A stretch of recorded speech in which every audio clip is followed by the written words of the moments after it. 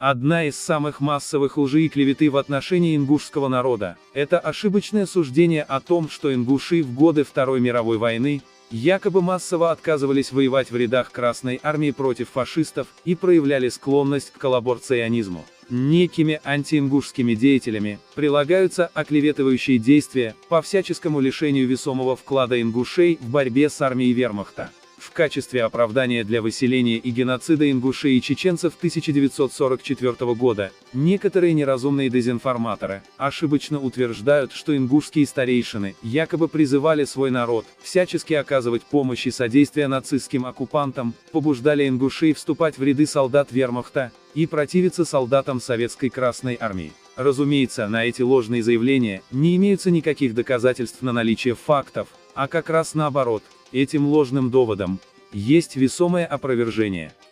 Далее, вам будет представлена выдержка из советской газеты «Красная звезда» от выпуска 5 января 1943 года, а именно статья «Газоват» под издательством Павленко. Это статья о том, как ингушские старейшины объявили священную войну против армии Третьего рейха, вторгшейся на территорию Кавказа, и как осуществлялся призыв ингушей воевать против фашистов. Ингушский народ объявил, Газоват, непримиримую священную войну против немцев, объявил гласно, всенародно, как общую волю всех честных мужчин. Вот как это произошло. Немцы зверствовали в кабардино-балкарских селениях, бесчестили старцев и женщин, калечили детей. И как только было освобождено от немцев селение Казбурун, делегация стариков из Чечено-Ингушетии немедленно направилась туда, чтобы лично, своими глазами убедиться в преступлениях немцев. Среди делегатов были такие уважаемые люди, как ингуш Муса Албагачев, соратник Орджоникидзе по гражданской войне на Северном Кавказе, ингуш Саадидилов и чеченец Абдул Дурдаев. Они переговорили с пострадавшими жителями и поехали домой с тяжелым сердцем. Автобус, отвозивший их назад, достиг, наконец, чечено-ингушской земли. Старики вышли из него и, разложив бурки, помолились, а затем стали поджидать, как требовал старый обычай, первого встречного, чтобы рассказать ему все, что они видели.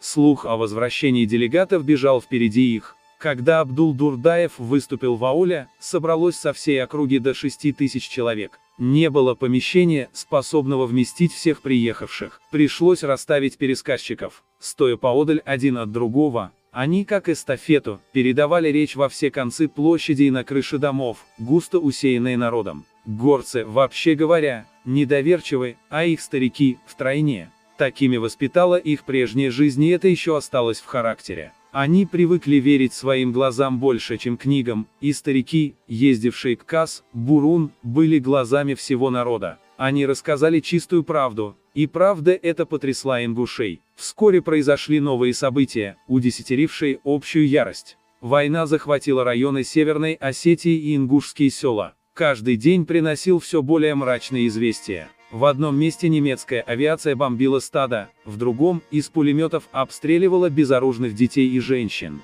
Ходаки из многих селений приехали за советом в село Базоркино, к 3 самым уважаемым старцам ингушского народа, Гази-Муле, Тавси-Муле и Мочка. Эти 3 стариков не были священнослужителями в узкоформальном смысле. Ученые-арабисты, текстологи, они в свое время побывали в Турции, Египте, Средней Азии и слыли людьми мудрыми, справедливыми. Они обладали авторитетом среди верующих, но с ними считались и в более широких кругах. Старики, еще до прибытия ходаков, вели широкую агитацию за Газоват против немцев, но пока не объявляли его.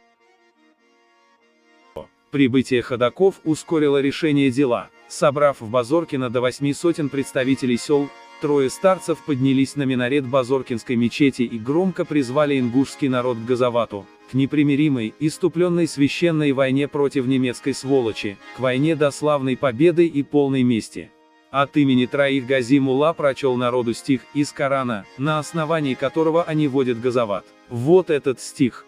«Чужеземец пришел на твою землю. Он разрушил то, что ты создал. Он убил сына твоего, продолжателя рода. Он убил твою женщину. Он надругался над твоей старостью. Убей пришельца, если ты погибнешь в этом бою. Земля над твоей могилой будет лежать спокойно. Люди скажут, он сделал для своего народа все, что мог». Толпа заволновалась, зашумела. Раздались крики. К оружию! Газават! Выйдем все до единого! Но Гази-Мулла не захотел признать эти крики равными клятве. Не надо никаких слов сейчас, когда вас много. Подумайте. Сказал он. Потом по одному придите ко мне и дайте каждый свою личную клятву крови. Помни, что народ наш должен показать себя с чистым сердцем, чтобы в день славной победы высоко держать голову.